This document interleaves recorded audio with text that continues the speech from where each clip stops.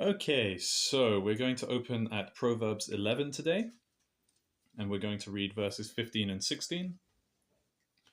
Verse 15 is more of a formality because we've already studied that subject a little bit, but I'd spend most of our time today studying verse 16 because that's kind of quote unquote new information for us in this study. And I felt that there was a lot more that we could harvest from that verse than just rehashing what we've studied in verse 15 already. So, Proverbs chapter 11, verses 15 and 16. Whoever puts up security for a stranger will surely suffer harm, but he who hates striking hands in a pledge is secure. So we see that we've already studied this before. We've talked about signing someone's name onto you and you paying their debts if they go awry, and we've talked about the difficulty of that and the somewhat foolishness of that if we end up in that situation. And so that's just a reminder for us, a little caution in case any of us have fallen into a situation where someone's asking us to kind of be responsible for their debts. It's not wise. It's not necessarily forbidden, but it's not wise most of the time to do that. And so then we come to verse 16 here, which is the meat of what we want to look at today. A gracious woman gets honor, and violent men get riches. So our point today is to study grace and violence. And to define those words, grace is when you give something to someone that they don't deserve and you freely give it. So that's what we talk about God's grace. He gave us his son. We didn't deserve him to give us his son, but he gave him freely. And what's violence? Well, I don't think we need to have a dictionary definition of that, but violence is anything that does harm to someone else. So that could be verbal, that could be financial, that could be physical. But in the context of our passage, I think we're talking specifically about physical violence here, the kind of people that would stand on the side of the road and trick someone and rough them up to get money. So this finds a personification in women and men. You have a gracious woman in contrast to violent men. And that is definitely not an absolute. We're not looking at this and saying, right, only women can be gracious and only men can be violent. It's just that typically when we see which gender tends to express more gentleness and graciousness, that's the women. And the gender that tends to express more violence tends to be the male gender. So that's definitely not a absolute. There are violent women and there are gracious men. That's absolutely true. I knew someone was going to do that.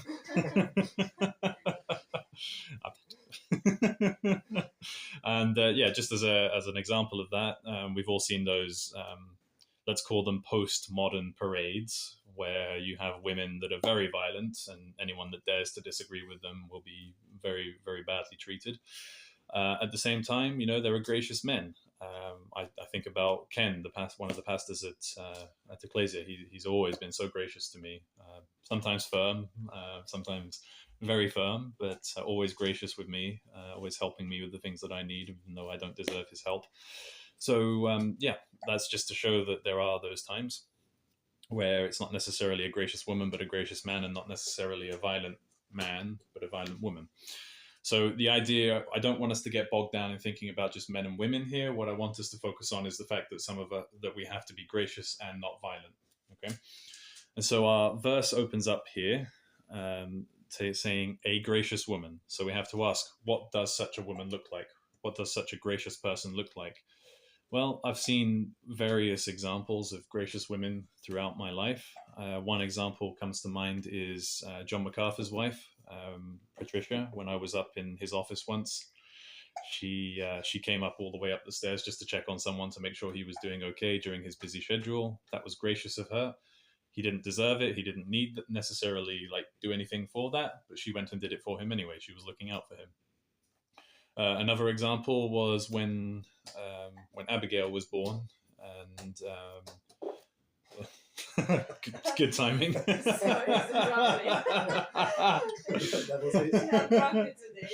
There's more of that coming. Let the record show that my daughter farted. When my farting daughter was born, there was lots of women that prepared food for us for about 2 or 3 weeks, and we didn't do anything to earn that. We didn't quote unquote deserve it, but people did that for us. It was a nice thing that people did for us. And likewise, Emma's always very gracious towards me when it comes to Abigail. She's always taking Abigail and looking after her so I can get on with my work. Do I deserve that? No, I've done nothing to deserve that, but she does it anyway so I can focus on my job. So, graciousness, as you can see, manifests itself in a variety of ways. And all those women that I've just mentioned there, they are great examples of what this verse is talking about. And basically, that multitude of ways that graciousness can manifest itself boils down to whenever someone makes sacrifices to show unmerited care. Okay, so someone's being gracious when they take a sacrifice, or they, like their time, their finances, their resources, whatever, and they give those things over to that person as an act of love and care. So whenever someone does that, you have them acting like this gracious woman in Proverbs 11. So the question for us tonight is, how can we be more gracious? Well, we all have colleagues. Sometimes a colleague's car might break down, for example. What are you going to do then? Are you going to drive past him in the rain and the snow and splash him as he goes past?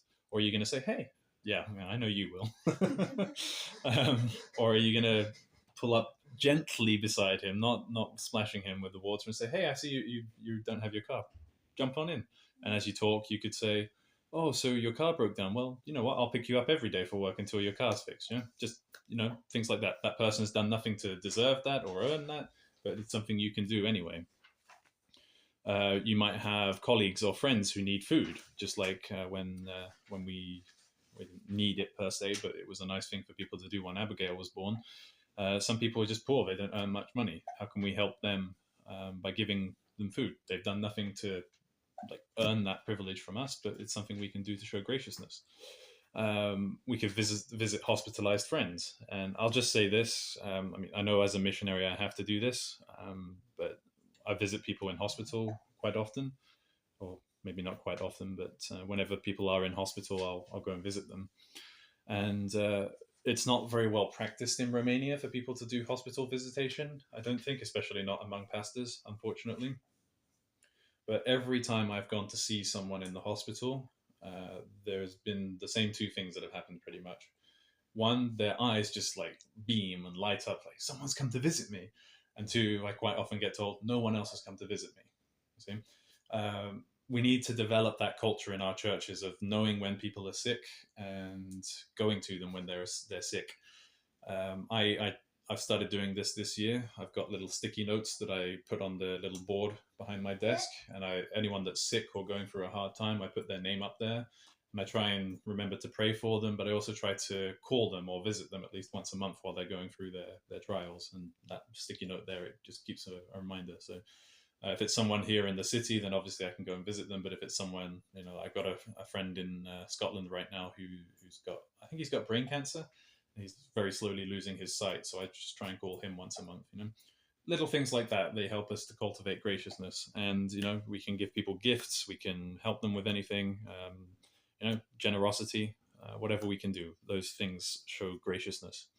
So with those examples, we can then go out into the world and we can be ready to show grace to those around us. And knowing that, it's also worth focusing on where we fail to be gracious. So it's good to think about all the things we can do to show graciousness, but we should also reflect on how we fail to be gracious. And so I just ask you all to take stock of that right now. Where have you failed in the last day, in the last week, in the last month? Where have you failed to be gracious? Where throughout the last year have you failed to be gracious, and see what themes are developing, and then think, where in the last decade or throughout my whole life, what are the major areas in my life where I fail to be gracious, and work through those things. I've said this before in Proverbs, and I'll just say it again. For me, one of the big things is trams in the city. And now I have my driver's license. By the end of the week, I don't have to worry about trams anymore, so I don't have to worry about being gracious to people who don't deserve it. But I despise taking the tram in this city, and I struggle very much with the elderly who try and push in front of you. And since having Abigail, I've really struggled with seeing the elderly pushing in front of mothers with children, and that makes me very angry, and it makes me want to not be very gracious towards towards the elderly. So sometimes when I'm in a bad mood, I sort of block them and stop them from pushing in front of the ladies, and sometimes that's not very gracious of me. Um, Likewise, you get angry in traffic. You can be the passenger and get angry in traffic. You see that someone's just cut you off, and you're like, "What the?" And that roundabout at Zimbru where that guy was doing his exam last week, and he cut across the intersection, and the police officer was on his phone, so he didn't see it and didn't fail him. Yeah, that was me. Very honest. Yeah, and yeah.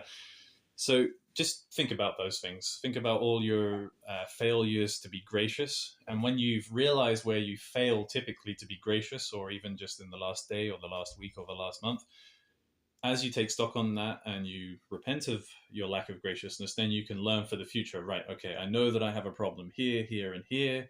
I'm going to work on those things for the future. I'm going to go into my day conscious that I'll be presented with these situations where I'm tempted to not be gracious, and I'm going to show grace to those people in those situations rather than show violence or anger.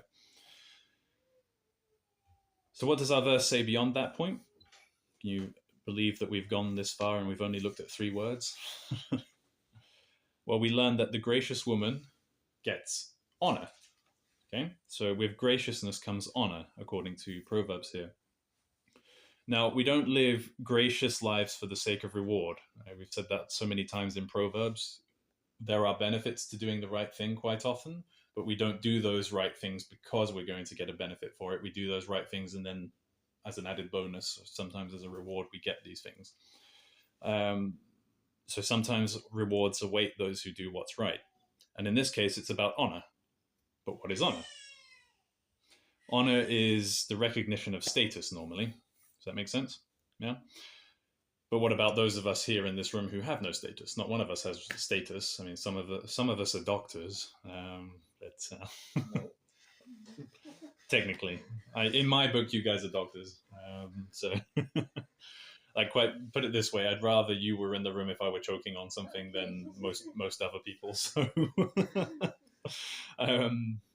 but that's precisely the point. We don't have any status. We're not quote unquote honorable people. We don't deserve any honor. We haven't been born into a position where we merit having that honor. And that's the point. Gracious people aren't honored because they were born into a place of honor. They are naturally respected because of their words and actions, and that makes them respectable people. So we're not like the kings or the prime ministers or the presidents of this world or the queens of this world. They were born with that. They don't get a choice in that. We don't get a choice in addressing how we address them. We have to show them honor. That's one of the things I struggle with the Romanian language is when I speak to an elderly person or a person in a position of authority, I have to say dumneavoastră. That annoys me so much because I have to speak respectfully to someone whether I know that they're worthy of respect or not. But that's how it goes. If someone is in that position culturally or politically or societal, in terms of society, in which they just naturally, quote unquote, deserve that honor, they are just naturally supposed to receive that honor, then you can't really tell those people apart.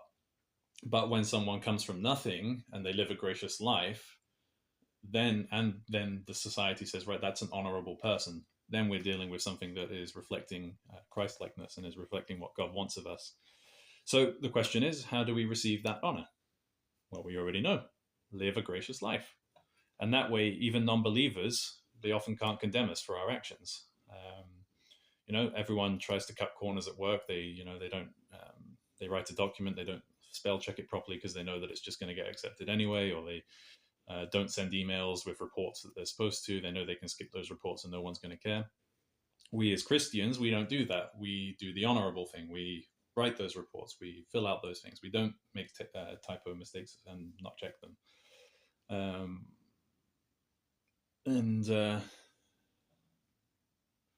Just as a story from my teen years when I was in high school, I remember. I hope it doesn't sound prideful of me to say this, but there was a guy who hit me at one point, and I had everyone around me saying, hit him back. And I said, no, I'm a Christian. I'm not going to get revenge on this guy. He hit me, that's it. And someone, like the most popular kid in the school at the time, he turned around to everyone and he said, you know what, you can say what you want about Robert, but at least with his religion, he sticks to his guns. Like, he holds to what he says. Like, that was one of the most popular guys in school, right? And he said that, right? And just as another little footnote on top of a footnote, he contacted me a few years ago to say, look, I've been seeing what you post on Facebook, and I just have to say I really appreciate the sincerity of what you believe. I don't believe what you believe, but I really appreciate the sincerity. See, those things have a lasting testimony and lead to that kind of honor where people are saying nice things about us. So yeah, that's just to say that when we do the gracious work and we have that honor in society, that can be a great testimony to the saving grace of Jesus Christ. And ultimately, any acts of graciousness from us point there then to the grace that God has given us, and then that points to the salvation that is open to all. And as Charles Bridges says in his commentary on Proverbs, I'll say this twice and then I'll explain it. A gracious woman is honored even after her body mingles with the ground. A gracious woman is honored even after her body mingles with the ground. Now, what's he saying there? He's saying that once she's dead, her body is in the ground, then people will still remember her. They will still honor her, and they'll still speak well of her, even though she's not there anymore. And that's ultimately how you know that someone lived a gracious and honorable life, because when they're not there, people still speak well of them. When they're not there and they speak bad of them, what's that? But when someone speaks nicely about someone when they're not present, then you know that that person has had an honorable reputation. So if you want to be remembered after your death, make sure it's because of a gracious life and not because of a life of unrighteousness. And if we remember back in Proverbs 10, verse 7, we read, "The memory of the righteous is a blessing, but the name of the wicked will rot." So you remember how if we live that righteous life, then people, when we die, they'll remember us for living that righteous life. But if we live a bad life, then everyone will remember us badly. Like who looks at the life of Hitler and thinks that was a great man these days? Not anyone that's in their right mind. But then who looks at the life of I don't know, someone give me an example of who? Mother Teresa. I might choose someone different to Mother Teresa personally. Queen Mary of Romania. Who? Queen Mary. Queen Mary. Okay, I don't know too much about her, but I'll take your word that she was a good woman. People think well of her. I mean, she has a park in the city named after her, right? Regina Maria. Yeah, and Hospital. huh? Even a hospital. And a hospital. That's right. Yeah, not one that you want your child to be born into, though.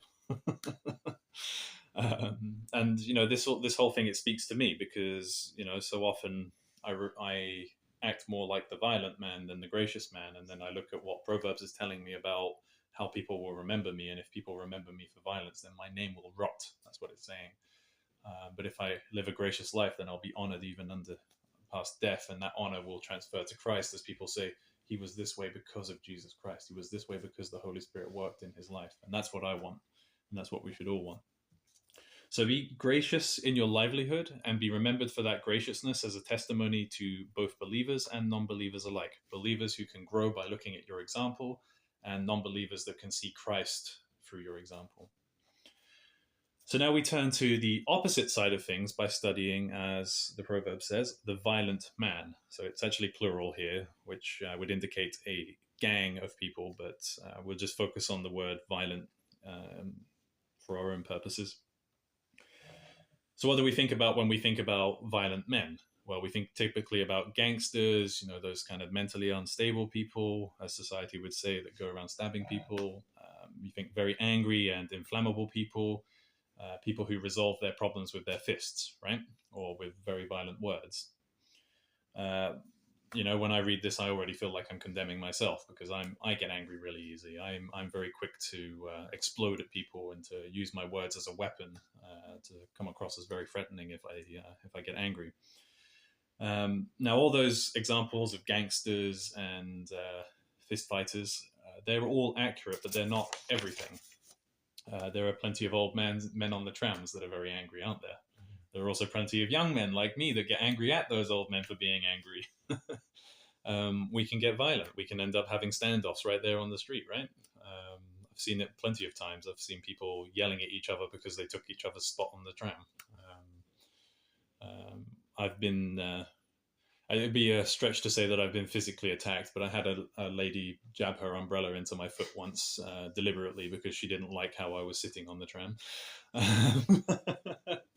I wonder what people listening to all these examples about the trams in Romania and Yash think when they listen on the recording. Yeah. So the idea that I want to convey here is that violence typically comes from men, and to be a man, to be a man, to be a man means to fight our violent tendencies. And again, women can be violent as well. It's not just men, it just typically manifests more out of men than it does out of women. Now, there's one thing I want to clear up before we go any further, because this teaching is coming into Romania. It seems to have started to die out a little bit, but it's still hanging around there. There's this kind of manliness movement, and it's based on a book called It's Good to Be a Man by a guy called something Foster. Have any of you heard of that? Okay, good. Don't go seeking it out because it's toxic, toxic man. It's what we would call toxic masculinity as Christians, not what society would call toxic masculinity. But basically, it's a whole book dedicated to the idea that men didn't grow up with fathers, and because they didn't grow up with good fathers, they're on a bad track. Some of what he says in those things, that's absolutely true, but the main problem with his hypothesis is that he just kind of assumes that if you didn't have a good dad growing up, then you're doomed to not live a manly life, which is just not true. I can point to plenty of people as an example of that. But one of the things he says in that book, which is what's most troubling to me, is he says that men have aggression as a gift given from God. Okay, so now we're seeing some nods, yeah? You've heard of this idea, yeah? Yeah, okay. I'll defend it before I attack it. So let's say someone breaks in here right now and starts trying to kill people. You're going to bet I'm going to be aggressive. I'm going to defend you all aggressively, especially if my wife and child are on the line. But my disposition as a Christian in no way should be one of aggression and violence. Okay? There's a difference between using aggression and violence in a given moment for a specific reason than living constantly like that. And that's where the book really fails. It doesn't draw that as a distinction. Whether he means it as a distinction or not, I don't know, but he definitely doesn't do a good job of making it a distinction if that's the case. The reality is that we do have aggression in us, and sometimes that can have its benefits, but the general attitude of a Christian man should be one of gentleness and graciousness, as our proverb is saying here. So this verse essentially contradicts the use of violence because it's seen as the opposite of graciousness. And that's not to say that there aren't times of violence. Proverbs also says there's a time for war and there's a time of peace. There's no such thing as war without a bit of violence, right? But the general reality, we've got to remember, these aren't absolutes for all the time. These are generalities for given situations. And the given situation here is that in general, our lives will display graciousness rather than violence. And just to go back on the idea, it's not just men, but women too. I mean, when I did my counseling training, we had to watch a lot of videos of married couples, and there were lots of examples in the case studies of women that were throwing pots and pans at their husbands and slapping their husbands. And, I'm saying that kind of with a little smile on my face, but it is a really serious thing. One of the statistics I read a few years back was saying that more spousal abuse actually happens from women abusing their husbands physically than husbands abusing their wives. Which, when we hear that, it's like, no way, that's not true. That can't be possible. But that's just all we hear in the media. If a woman slaps a man around the face, he's told, what, man up and get on with it, right? But if a man slaps a woman in the face, he's condemned by society, okay? And quite rightly condemned for doing that, but the unfairness of the situation is what's being said there. So there are plenty of women there are plenty of women throwing things at their husbands and slapping their husbands. So there are plenty of violent women out there as well. And women can be violent towards each other as well, scathing, poisonous words towards each other, I'm gathering that you've thrown stuff at each other, have you? Well, we'll deal with that in counseling. So the reality here is that we all have these violent tendencies, and they just tend to manifest out of men more often. When we get angry, we stand up and we put our shoulders back and we try and be intimidating to people. So what are we going to do? Well, first we must identify the problem. Ask yourself, where have I shown violence instead of graciousness? And just do the same as I did with graciousness. Where have I failed today? Where have I failed in the last week? Where have I failed in the last month? Where do I generally fail over the course of my life to show graciousness and instead show violence? And I've written in my notes here, I did this on the tram the same day that I wrote this lesson. I wrote this lesson a month ago, so I don't remember the episode, but I can well believe that it happened.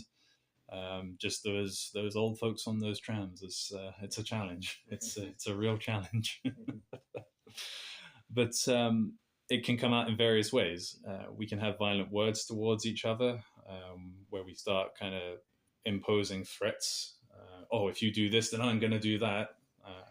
And it doesn't even have to be like physical violence. It can be like, if you do that thing, then I'm going to do this thing that's going to ruin your reputation. I'm going to tell all these people. That's an act of violence in its own way. As men, we're not very good at speaking nicely to each other. We're very good at insulting each other. We're very good at like kind of giving manly pushes because we're not as gentle as we should be. I've seen wives kind of slap their husbands in a playful manner that's not quite so playful.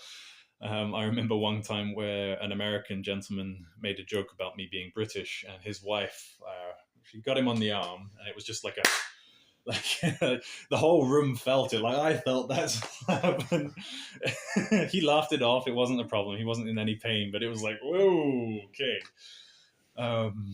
Each to his own, each couple to their own. But we have to be on the lookout for whatever we do that might be unnecessary violence. There you go, see, a little gentle tap there. And when we identify those acts of violence in our lives, we need to replace them with what? Graciousness. Yeah. So what does that look like? When we're tempted to make threats towards one another, instead, let us back down and offer words of encouragement instead. You say, right, I realize that you're angry. I'm going to step away from this. And when you come back into the situation, say something nice about the person. Like, oh, I noticed that you have nice hair or something. I don't know. That was a joke. Like, just say something nice. Like, I appreciate that this situation is difficult to you because, like, give them a bit of affirmation in that and work through it. We should replace those manly pushes with words of affirmation, and that's something that we as men, we're terrible at doing. We're so good at just like brushing everything off and making jokes with each other, but we're so very slow to say, hey, you know what, you're doing a great job at this sort of thing. For example, sometimes we'd make an effort in our clothing, and it's not wrong for a man to say, hey man, you look good. And society turns that around and tries to make it look like we're gay or something when we do that. But there's nothing wrong with that. Nothing wrong with a man saying, "Hey, you've dressed well." Instead of going, "Hey, man, what are you wearing?" and pushing him like that, as we tend to do, just say, "Man, you're looking good. Nice shirt." Yeah. I wouldn't dare push you. I'll be on the floor. And those married women, they can replace those slaps with words like, "Hey, I know that you wanted to just have a joke, but do you think it maybe wasn't appropriate?" Stuff like that. So this way we begin to put the violence that we all struggle with to death, and we begin to cultivate graciousness instead. And the final thing to see is that the violent men get riches. And so as we know, there's a context here, a contrast here. You've got honor versus riches. And for our purposes, and we know that riches in and of themselves are not bad. We know that honor is always good. But in this verse, it's very clear that Solomon's just trying to draw a distinction between the two. If you can have honor or riches, choose honor, because honor comes from graciousness, and riches in this context comes from violence. Not all the time. We know that riches don't always come from violence, but for the purposes of his context here, which, since this is a loose statement that came from any one of his lectures, we don't know what the context was there. We just have to deal with it as it comes. But honor over riches, and it's... the idea is that you've got highwaymen that stand and they wait to rough up guys and steal their purses. You've got tax collectors that threaten to physically harm people if they don't pay a little bit more so they can hide it in their pockets. You've got guys like the mafia who go to your restaurant or your business and they say, right, we're going to protect you if you pay us money, and the protection is from them themselves. That's the kind of idea that's being drawn out here. So those people are not gracious, but they're getting money because they're not being gracious. But how much more is it prizeworthy to seek honor through graciousness instead? So rather than threatening people to get more out of them than they deserve, give them what they need and give them more. You know, go like the mafia guy. What would that say if to the world if a mafia man became a Christian and he went into a restaurant, and rather than saying, "Hey, give me the money you owe me," he said, "Here's some money for you." That's exactly what we're talking about. That would be an honorable thing, and it would repeal the violent nature of man. And he might not get riches that way, but he would certainly get godly honor. So we can be the same when we use violence to get our way. You know, we try and manipulate one another to get what we want. And Solomon here is just simply encouraging us to seek honor rather than riches. He's telling us to desire honor rather than riches. And that naturally leads us to ask the question, well, why is honor better than riches? Like, you know, riches, I can do whatever I want. I can fly off to Barbados and I can have a nice life in the sun. Why would I want honor when I could have that? Well, it's because it's what Christ had. What happened during his trial? People spat on him, they beat him, and then they hung him up on a cross to die. And he could have turned around, and he even said himself, I could call down angels to stop this from happening. He could have shown them violence, he could have taken out his sword of justice, and he could have slain every single one of those men. But instead, he chose to have honor. He chose to show them graciousness. And so that's what we should do as well. Christ, full of graciousness, almost always chose graciousness over violence. The only time I can think of any case where he might be construed as being violent is during the temple, when he overturned all the tables and made the whip to take away all the animals. That's an isolated incident. It by no means shows his entire character, but it does show us that sometimes that kind of attitude is necessary. But even that in and of itself, I don't see any record of him actually hitting anyone. He's just being a bit more firm in dealing with things. And ultimately, that in and of itself was an act of grace. Why? Because he was showing the people what they were doing wrong, rather than physically forcing them out, solely physically forcing them out. And so he had little in the way of riches in terms of liquid money, but how did his followers honor him? They honored him to the end. They honored him fully because he was so gracious to them. And so as Christians, we want to be Christ-like, and that means choosing graciousness over violence. Amen.